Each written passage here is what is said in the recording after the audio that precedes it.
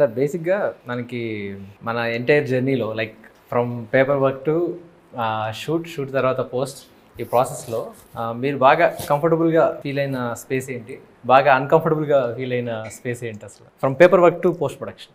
First I saw some spark డెఫినెట్గా. నువ్వు narrate చేసినప్పుడు నేను ఒకటి అనుకున్నా, ఐదర్ ఎక్స్ట్రాడినరీ ఉంటాడు లేకపోతే ఇదంతా మనల్ని అంటే అదే నరేటివ్ స్టైల్లో ఐ ఆల్వేస్ బిలీవ్ ఏంటంటే, ఒకటి దే ఆర్ పీపుల్ కట్ చేస్తే ఇది ఫుల్ ఎక్సైట్ అయిపోతుంది చెప్తున్నప్పుడు. there are two things, either they're very connected and ఈ స్టోరీ ఇన్ లోపల నుంచి వస్తుంది, లేదు అంటే వీడిని ఎలా పట్టేయాలి. సో అలా ఉంటాయి అనమాట కొన్ని నేను ఇన్నే నరేషన్స్లో. So I just felt that స్టార్టింగ్లో. అండ్ దెర్ ఈస్ సమ్, అంటే నేను పర్సనల్గా కూడా చూస్తాను, అంటే వాట్ ఎవర్ ఎవరైనా నేను రైటర్గా రాస్తున్నప్పుడు, ఏ డైరెక్టర్ అయినా సరే సొంతంగా స్క్రిప్ట్ రాసుకున్నప్పుడు ఏమొస్తుంది అంటే, వాళ్ళు స్వతహాగా ఉన్నప్పుడే వస్తుంది. Right, that person should be something interesting. తేడా గిడా అని పక్కన గుడ్ బ్యాడ్ అన్ని పక్కన పెడితే దే షుడ్ బి సంథింగ్. విన్నప్పుడు దెర్ ఈస్ సంథింగ్, నువ్వు టకటక మాట్లాడేస్తావు, అది యాంగ్జైటీయా అది అనుకోవచ్చు. కాకపోతే there something is not like ఇప్పుడు మనం 10 మందిని చూసామంటే, ఒక 10 మందిలో ఈ ఇతనిలో ఏదో ఉంది, అది గుడ్డా బ్యాడో తెలియదు, దట్ ఈస్ దేర్. అదైతే కనిపించింది నాకు. సో రైటర్గా రాసేటప్పుడు కూడా అలాంటి వాళ్ళు, అలాంటి కొద్దిగా రెగ్యులర్గా కనిపించే క్యారెక్టర్లు కాకుండా రాస్తారన్న ఒక ఫీలింగ్ అయితే వచ్చింది. Every director whatever whoever I work, Indraganti garu చూసారంటే, ఇంద్రగంటి గారికి భాష మీద పట్టు ఉంటుంది చూడు, that I can see in the writing. The way handles some films also, or కొద్దిగా మాట్లాడుతున్నప్పుడు ఆయన క్యారెక్టర్స్ కూడా సంథింగ్ లేదా. ఇప్పుడు సమ్మోహన్ నేను చేసిన క్యారెక్టర్ కానీ ఇప్పుడు చూస్తే ఇలా ఉంటారా అని జస్ట్ అలా అనిపిస్తుంది. So I could see something like that initially. And the first and foremost, దాని తర్వాత ఫస్ట్ షెడ్యూల్ అయినప్పుడు ఐ వాజ్ లైక్ రిలాక్స్. ఈ was like we are up to something అన్న ఫీల్ అయితే వచ్చింది. దానికన్నా బిఫోర్ కాన్సెప్ట్ ఒకటి చేసాం, టైటిల్ రివీలింగ్ కాన్సెప్ట్ దానిలో. అండ్ నువ్వు స్కెచెస్ వేయించి తీసుకొని వచ్చినప్పుడు, then the music from his side వచ్చినప్పుడు కాన్ఫిడెన్స్ వచ్చింది. అంటే ఐ ఆల్వేస్ బిలీవ్ ఒకటి బీట్, అంటే my theory of working is talent ఎంతైనా ఉంది. Person who is doing effort ఎక్కువ పెట్టేటప్పుడు దే విల్ వాళ్ళు ఎక్కువ గెలిచేస్తారు అన్న ఫీలింగ్. టాలెంట్ ఎంతైనా ఉండొచ్చు, but end of the day నువ్వు చేయాల్సిన హార్డ్ వర్క్ చేస్తూ ఉండాలి. నాకు ఆ ఫీల్ వచ్చేది బయట నుంచి. Because you always come on man ఆ టైప్లో ఉండేవాడు, ఇంగ్లీష్ అన్నపోయినా సరే. బట్ అది పైకి చూపించకుండా, that is something of interesting అనిపించింది ఈ సైడ్ నుంచి. సో బాగా అర్థం చేసుకో మా హీరో గారు. నేను కొంచెం తేడా అని చెప్పారు యాక్చువల్లీ. అది నో, స్వతహాగా తేడా అని కాదు, ఇంట్రెస్టింగ్ ఏదో ఒక ఇంట్రెస్ట్ ఉండాలి ఇన్ రియల్లో నాకు కనిపించే డైరెక్టర్. అప్పుడు ఆ రాసే కథలు కూడా అలాగే ఉంటాయి. బట్ యాక్చువల్లీ మీరు వెరీ స్మార్ట్, మీరు నటిస్తే పెట్టేస్తారు కదా. యాక్చువల్లీ నేను అదే అబ్జర్వ్ చేస్తున్నాను. ఈ జర్నీ మీ ముందు ఎవరు యాక్ట్ చేయకూడదు, లైక్ అంటే మీ ముందు ఏదో ఇంప్రెస్ చేయడానికో, లేకపోతే మీరు ఒరిజినల్గా ఉంటే ఆడు గ్రే అయినా ఆడు బ్లాక్ అయినా మీరు okay as a person. And ఏదో మిమ్మల్ని ఇంప్రెస్ చేయడానికి చేస్తే మాత్రం పట్టేస్తారు. అది నేను అబ్జర్వ్ చేశాను చాలా సార్లు. నేను ఫస్ట్ అండ్ ఫార్మోస్ట్ యూనిట్స్ అంటే, నాకు ఎవరైనా సరే వచ్చి ఇది ఆ పలానా సినిమాలో ఉంటుంది సార్ అన్నప్పుడు ఇంక అయిపోయింది. నాకేంటంటే పలానా సినిమాలో ఉంటుందంటే ఆల్రెడీ ఆ పలానా సినిమా ఉంది కదా, ఇంకా నువ్వు అన్న ఫీలింగ్ వస్తుంది. సో లక్కీలీ ఇంత కథం అని చెప్పి you never set those words. You're not comparing yourself. In case you set this like a Pushpa or in case you set some other film అంటే అక్కడే ఇంటెన్షన్ గా కూడా అది లేదు కాబట్టి చెప్పలేదు. సో చైతు బేసిక్గా నేను కథ చెప్పిన తర్వాత ఆల్మోస్ట్ 4 months ఏమో ప్రీ ప్రొడక్షన్ చేసుకున్నాను. నేను ఎప్పుడు డిస్టర్బ్ చేయలేదు. నేను మధ్యలో ఒక ఆల్మోస్ట్ ప్రీ ప్రొడక్షన్ డన్ అనుకున్న టైంకి ఒక యానిమేషన్ స్కెచ్ తీసుకొచ్చి ఇది మన టైటిల్ రివీలింగ్ వీడియో చాలా చేస్తున్నామంటే ఎడిట్ సంథింగ్ అది ఫ్యాంటాస్టిక్గా ఉంది. అసలు అందరికి పిచ్చి పిచ్చిగా నచ్చింది. ఆ తర్వాత సినిమా చూసావు కదా డార్లింగ్. సో ఈ సినిమా చూసిన తర్వాత నేను కథ ఏం చెప్పాము, నేను అదే చూసావా, లేకపోతే చాలా మార్పులు చూసావా, లేకపోతే ఇదే ఇమాజిన్ చేసుకున్నావా? అది ఇన్ఫాక్ట్ విజువల్ పర్స్పెక్టివ్ ఇమాజినేషన్ అయితే నేను అలా చేయలేదు. బట్ స్టిల్ విజువల్ పర్స్పెక్టివ్ చూసాక కథని దానిలో నేను చూసుకున్నప్పుడే ఎగ్జైట్ అయితే అయ్యా. ఎగ్జైట్ అవడంతో పాటు ఏదైతే థీమ్ మనం క్రాక్ చేసామో ఫస్ట్ గ్లిమ్స్ మోషన్ పోస్టర్కి, దాన్ని ఇన్కాపరేట్ చేయడానికి అయితే ఛాలెంజెస్ చాలా ఫేస్ చేశాను. డిఫరెంట్ కైండ్ ఆఫ్ వకాండా వైబ్ తీసుకురావడం, ఆ టాకింగ్ డ్రమ్స్ అన్ని యూజ్ చేయడం, ఆ క్రేజ్ బాగా పెంచాలి. ఇంకా ఒక ట్రాక్ విన్నారంటే విజువల్గా అంత సైక్ వైబ్లో ఉండాలి, అన్న డ్రివెన్ ఎంటిటీని నేను ట్రాన్స్లేట్ చేయడానికి ఛాలెంజింగ్ అని తీసుకున్నా. చాలా కనెక్ట్ అయింది. ఇది యాక్చువల్గా ఇక్కడ ఒకటి చెప్పాలి సార్, మేము పేపర్ మీద షూట్ స్టార్ట్ అయ్యే ముందు మీ బర్త్డేకి అది రిలీజ్ చేసాం లాస్ట్ ఇయర్ బర్త్డేకి. గ్లిమ్స్ ఫస్ట్ ట్రిగర్ అన్నాం దాన్ని మనం. ఫస్ట్ ట్రిగర్ దాని సింగిల్ షాట్ లో ప్లాన్ చేస్తున్నప్పుడు యాక్చువల్గా తను స్క్రిప్ట్ పంపించిన తర్వాత కంపోజ్ చేసాడు సార్. మనం షూట్ చేయలేదు యాక్చువల్గా. ఆ థీమ్ ఊవే స్టార్ట్ అయింది. ఇంకా అది షూట్ చేస్తున్నప్పుడు పిచ్చిగా అర్చేస్తుంది, ఎందుకంటే ఆ టైం మనకి చాలా తక్కువ ఉండే. ఆ టైంలో నాకు నిజం చెప్పాలంటే టీజర్ కన్నా ఎక్కువ ఫోన్ కాల్స్ అప్పుడు వచ్చేసారు ఫస్ట్ ట్రిగర్ రిలీజ్ అయినప్పుడు.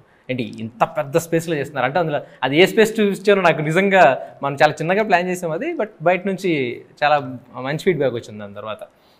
So coming to first song అయిపోయిన తర్వాత మీ ఫీలింగ్ ఏంటి సార్? ఫస్ట్ సాంగ్ నేను మీకు పంపించాను, హరోం హరా సాంగ్. మీ ఫీలింగ్ ఏంటి అసలు అప్పుడు? ఫస్ట్ ఎలా విన్నారు?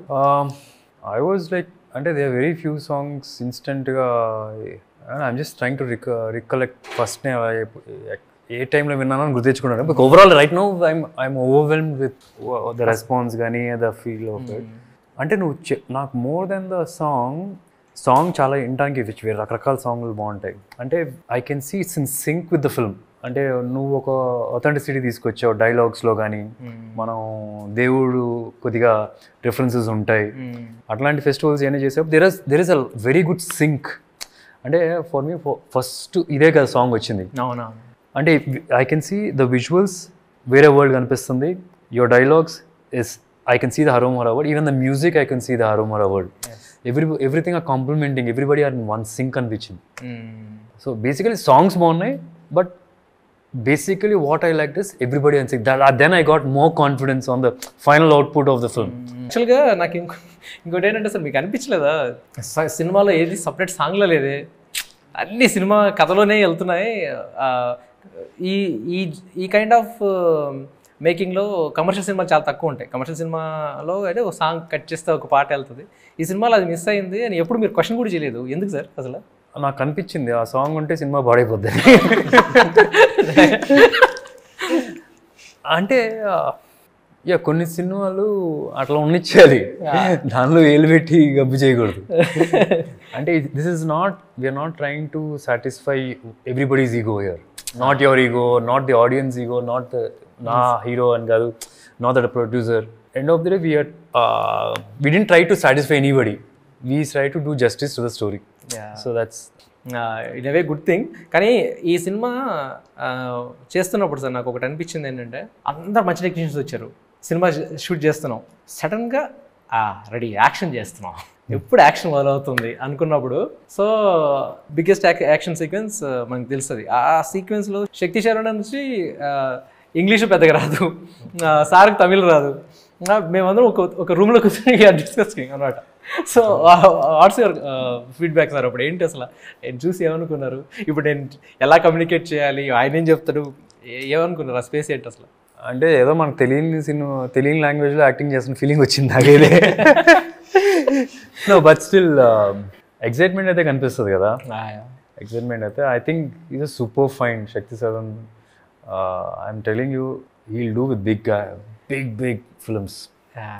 What a fine. అంటే నువ్వు నాకు 2-3 రిఫరెన్సెస్ తీసుకొచ్చావు, ఈ ఫైట్ మాస్టర్, ఆ fight master. Finally we all sat together for him. He is an extraordinary find అనిపిస్తుంది. సార్ ఇప్పుడు మీ క్వశ్చన్ తెచ్చుకోండి, ఆయన పేరు ఏంటి? శక్తి శర్వణన్, అగైన్ సుబ్రహ్మణ్య స్వామి పేరు. మనం అడగలేదు అది. సో ఇలాంటివి చాలా జరిగాయి.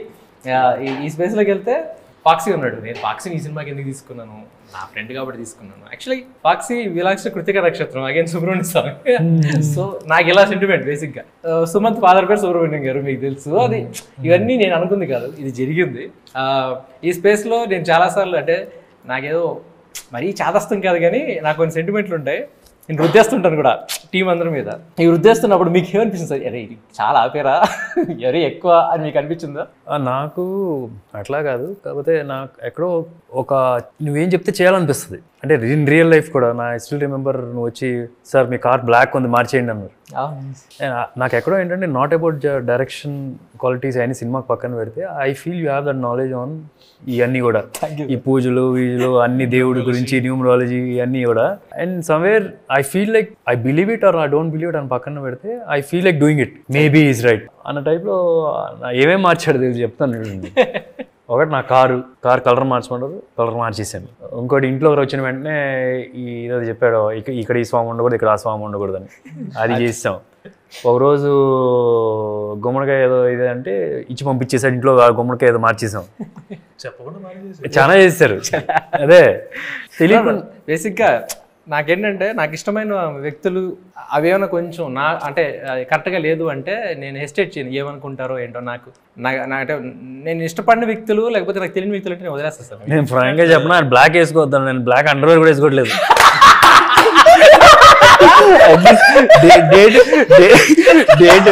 డేట్ అనౌన్స్ అయిన దగ్గర నుంచి బ్లాక్ సార్ యాక్చువల్గా అది చేంజ్ తీసుకొస్తుంది పక్క. అంటే నాకు బూట్ల వరకు మాత్రం బ్లాక్ వేసి, ఎందుకంటే మన కార్ టైర్లు అయితే బ్లాకే కదా, చిన్న ఇది తీసేసుకున్నా. ఓకే అవి పర్లేదు సార్. అంటే కాకపోతే ఇప్పుడు చూడండి, ఆ కార్ మార్చిన తర్వాత కూడా లిటరల్ గా ఏంటంటే మన యాక్షన్ సీక్వెన్స్ అన్ని ఆ కార్ కలర్ మార్చిన తర్వాత జరిగాయి, అన్నీ అనుకున్నట్టు జరిగాయి లిటరల్ గా. ఇక్కడ కాంప్రమైజ్ కూడా అవ్వలేదు లిటరల్ గా. బ్యాట్మ్యాన్ లోగో ఉన్న ఓన్లీ వైట్ కార్ నాకు తెలిసి ప్రపంచంలో సుధీర్ గారు.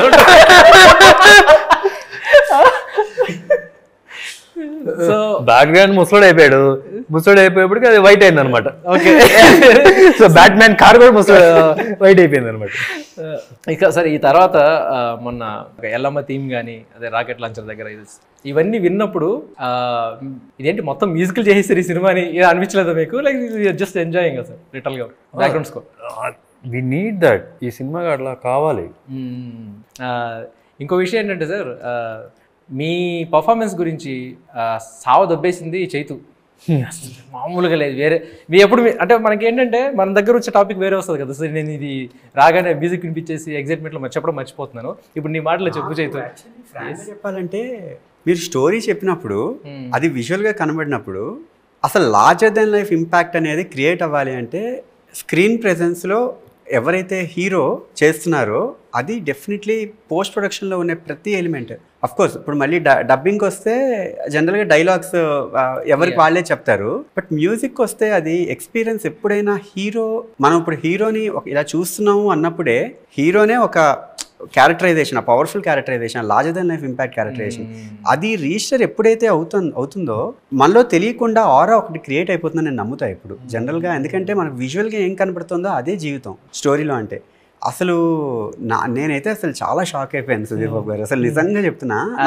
ఇది డైరెక్ట్ గా చెప్పాలని క్వశ్చన్ అడిగాను, ఎందుకంటే నాకు చెప్తున్నావు, నేను తీసుకెళ్ళట్లేదు అక్కడ దాకా. నేను అసలు విజువల్ చూస్తున్నప్పుడు అయితే అసలు చాలా షాకింగ్ థింగ్. అంటే నా మైండ్లో ఎన్ని మల్టిపుల్ పర్సనాలిటీస్ గ్రో అయ్యాయి అంటే ఒక ఫ్రేమ్లో మీరు కనబడుతున్న ఒక ఫ్రేమ్లో నేను ఆలోచించే డ్రివెన్గా కోర్ ఇంటెన్స్ అగ్రెషన్ ఉంది, and at the same time responsibility కనబడుతోంది.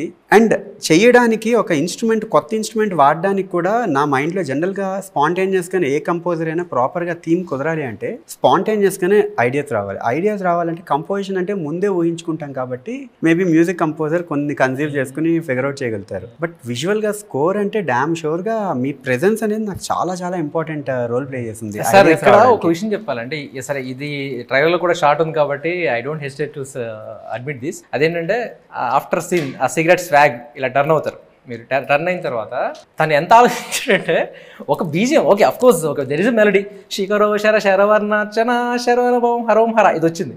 లేదు ఇదేంటంటే మల్టిపుల్ థాట్స్ వస్తాయి ఈ క్యారెక్టర్ ఇలా చూసినప్పుడు. సుధీర్ గారిని చూడు, ఇప్పుడు ఈ క్యారెక్టర్ని ఆడియన్ ఒకలా చూస్తున్నాడు, అక్కడున్న క్యారెక్టర్స్ ఇంకోలా చూస్తున్నాడు. అసలు ఇవన్నీ కాదు, పైన దేవుడు ఇంకోలా చూస్తున్నాడు. సో ఇన్ని చేసి దాని కాంప్లిమెంటింగ్గా ఇంకొక కోరస్ యాడ్ చేసాం, సబ్ మెలడీ యాడ్ చేసాం. అదేంటిది గిరిజపతే సదాశివ అంటే ఎగిసిపడే ప్రాణం తమరిదే అంటే ఏంటంటే శివుడికి చెప్తున్నాడు. శివుడికి ఏమంటే నువ్వు ఎక్కువ ఆలోచించుకో, నీ కొడుకే, సో నువ్వు భరించాలంతే అయింది అని. అంటే ఆయనలో ఉన్న విద్వాంసాన్ని అన్నీ ఒకే సిచ్యువేషన్లో చూపించడం అనేది సార్ మ్యూజికల్గా చెప్తున్నాను కదా, ఇవన్నిటికీ ఇంత ఆలోచించాడు తను. దానికి కారణం మీ పర్ఫార్మెన్స్ అని చెప్పాడు. ఇది అది మీకు బయటకు జనాలకు తెలియాలని చెప్పి నేను ఈ క్వశ్చన్ అడిగాను లిటరల్గా. సో షార్ట్గా అసలు చెప్పగలుగుతా మీ పర్ఫార్మెన్స్ సీరియస్లీ చాలా పెద్ద లీడ్. సో లిటరల్గా నేను చాలా ఎంజాయ్ చేశాను ఈ ప్రాసెస్ సార్. ఒక మ్యూజిక్ ప్రాసెస్ నేను చాలా ఎంజాయ్ చేశాను. నేను తనకు కూడా చాలా సార్లు చెప్పాను. ఫ్రాంక్లీ నాకు that is the easiest part in the entire film. Just అంటే నాకు లక్కీగా I don't know from where I got this also. Walking లో నాకు న్యాచురల్ గా నాకు అది వచ్చింది. నువ్వు కూడా నోటీస్ చేసే ఇంతకు ముందు. నాకు అన్నిటికన్నా టఫ్ అనిపించింది నువ్వు అక్కడ వంట వండేటప్పుడు తినేది అవన్నీ నాకు కొత్తగా చాలా బాగుండే. నేను చెప్పాను మీకు చాలా. So that was tough. Both we have achieved. That was tough. అంటే లక్కీగా ఏంటంటే some times you know you should be your natural self ఉంది కదా, అది వచ్చింది కొద్దిగా ఆ క్యారెక్టర్కి. దట్ ఆల్సో హెల్ప్ అనుకుంటున్నా. నేను చాలాసార్లు నేను ఫాక్సీకి కూడా చెప్పాను, మన డిఓపికి చెప్పింది ఏంటంటే బేసిక్గా ఏంటంటే మేము పెద్దగా అదిరిపోయిన షాట్ సూపర్ ఇలా క్లాప్స్ కొనే టైప్ కూడా కాదు. మేము ఓకే నెక్స్ట్ అలా మాట్లాడుకుంటాం. ఆ తర్వాత గ్యాప్లో ఏం పఫ్ స్క్రీన్ ప్రెజెన్స్ రా ఇది అసలు. ఎస్పెషల్లీ దీనికి సార్ మా అంటే ఆ డాబా సీక్వెన్స్లో అయితే మేము ఎన్నిసార్లు చూసుకున్నామో ఫోన్లో పెట్టేసుకున్నాను నేను. అంటే సరిపోదు సార్ అది. ప్రతిసారి వెళ్ళి మన అందరి ఫోన్లో ఉన్నాయి తెలుసా, మీకు తెలియదు ఆ విషయం. ఆ ఒక్క సీక్వెన్స్ మన అందరి ఫోన్లో ఉన్నాయి. ఎందుకంటే అదొక మెంటల్గా ఒక రకమైన సాటిస్ఫాక్షన్ ఇస్తుంది. ఇది మనం షూట్ చేసామని చెప్పేసి. అది ఇప్పటికీ అలాగే ఉన్నాయి లిటరల్గా. ఇలాంటి సీక్వెన్స్ ఇంకొకటి ఏంటంటే నాకు అనిపించింది, అర్ధరాత్రులు చేసాం, పొద్దున్న 5 గంటల వరకు చేస్తూనే ఉన్నాం. ఎప్పుడు సుధీర్ గారు కూడా క్వశ్చన్ కూడా ఇంకెంతసేపు షూట్ చేస్తున్నారు ఎప్పుడు అట్లా, నీకు ఓకేనా అంటే కాల్ షీట్ పెరుగుతుంది, ప్రొడ్యూసర్ సైడ్ నుంచి ప్రెషర్ ఉంటుందో, ఈ క్వశ్చన్స్ తప్పితే నన్ను ఎందుకైనా ఎంతసేపు చేయిస్తున్నారు ఎప్పుడు ఒక్కసారి కూడా అడగలేదు. మీకు తెలియదు కదా అంటే చెప్తున్నా. అయితే ఒకసారి ఇలా చేస్తున్నప్పుడు నాకు తెలిసి ఆల్మోస్ట్ 24 hours రీచ్ అయిపోయాం. మార్నింగ్ 6 నుంచి స్టార్ట్ చేసాం, next day morning 5:30. Same energy అందరం. అంటే ఇప్పుడు మేము అలా ఉన్నాము అంటే దానికి రీజన్ ఏంటంటే హీరో సైడ్ నుంచి సేమ్ ఎనర్జీ. అలసిపోలేదు మేము, ఇంకా తనకు కూడా తెలుసు, ఎవరు అలసిపోలేదు. లిటరల్గా మీకు గుర్తుంటే సార్ ఆ రోజు సన్ రైజ్ చూసి ప్యాకప్ చెప్పాము మనం.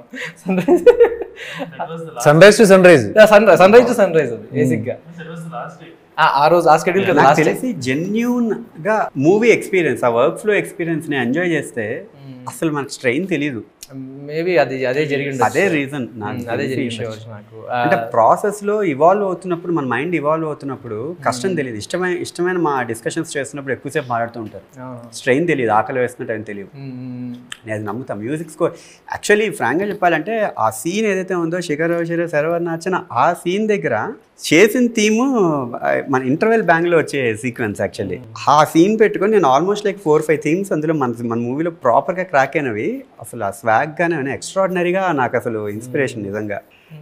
శిఖర్ శరవర్నాచన శరవణ భవం హరం హర అదొకటి. అండ్ తందరధరం దరధార ధిర ధిర ధిరధరధం దరధార ధర ధిర, అది ఇన్ఫాక్ట్ మెలడీ చెప్పిన పాడలేరు, మాకే గుర్తురావు పదాలు, అవి చాలా కష్టంగా ఉంటాయి అసలు. ఇన్ఫాక్ట్ ఇంకొక చాలా పాజిటివ్ థింగ్ మనకి లక్ ఏం జరిగిందంటే కొలాబరేటివ్ అప్రోచ్ లో హర్ష అని అతను లిరిక్ రైటర్, అసలు అవుట్ స్టాండింగ్ టాలెంట్. అసలు స్పాంటేనియస్ గా అప్పటికప్పుడు ఒక ఐడియా తత్కారమే. నాకు జనరల్ గా చాలా వరకు కాంప్లికేటెడ్ అంటారు అందరూ. ఇప్పుడు తందరధరం దరధార ధర ధిర ధిరధరధం దరధార ధర ధిర దరధరం దరధార ధర ధిర తరధరం తరం తరే. ఇక్కడ సార్ బేసిక్ గా చాలా మంది నేను ఫేస్ చేసింది లిరిక్ రైటర్లు ఏంటంటే కష్టంగా ఉందండి తత్కారం, ఇక్కడ మీరు ట్యూన్ మార్చుకోండి అంటే నాకు పిచ్చి కోపం వస్తుంది సార్. నాకు మామూలుగానే చాలా కోపం. సౌండింగ్లో నేను అసలు కాంప్రమైజ్ అవ్వలేను.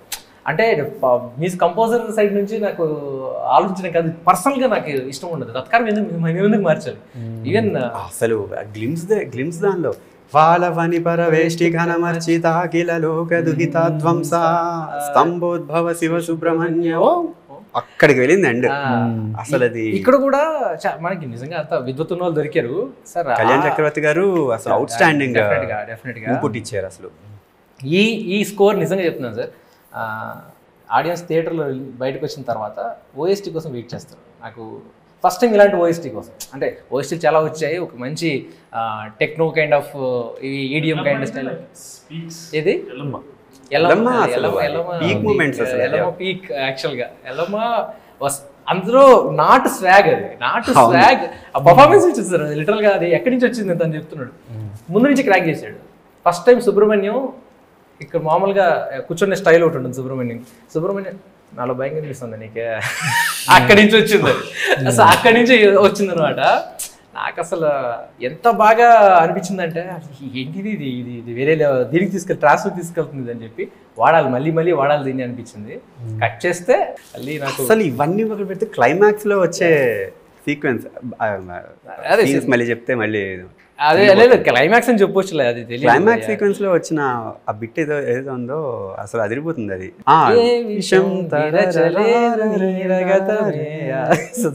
సారీ ఏదో మనం ఇంట్లో మాట్లాడేసుకున్నాం. Sorry, let's finish the interview. Sorry, okay. ఇంకా అడగడానికి ఏం లేదు. నాకు తెలిసి ఈ జూన్ 2024లో జూన్ 14th వచ్చే మన సినిమా సమ్మర్లోనే ద బెస్ట్ ఫిల్మ్గా బయటకు వెళ్తుందని నా నమ్మకం. నా నమ్మకానికి నాకున్న అండ ఏంటంటే నా సుబ్రహ్మణ్య స్వామి కూడా బాగా ఆశీర్వదించి ఈ డేట్ తీసుకొచ్చాడని. ఎందుకంటే మనం తెలిసి పోస్ట్ పోన్ చేయలేదు. జూన్ మంత్ సార్కి లక్కీ అని మనం అనుకుని పోస్ట్ పోన్ చేయలేదు, జరిగింది. అది జరగడంలోనే నాకు తెలిసి సెంటిమెంట్గా వర్కౌట్ అవుతుందని నా ఫీలింగ్. ఇంకోటి ఏంటంటే జూన్లోనే మనం బ్యూటిఫుల్ షెడ్యూల్ చేసాం లాస్ట్ ఇయర్. సో ఈ జూన్లో బ్యూటిఫుల్ విక్టరీ వస్తుందని నా ఫీలింగ్. సో అడ్వాన్స్ కంగ్రాచులేషన్స్ మన టీమ్కి. సో చాలా కాన్ఫిడెంట్గా చెప్తున్నా. So thank you everyone, thanks for the support. Love you sir, love you darling. Thanks. వెట్వేల్ మురుగన్కి అరోమరా.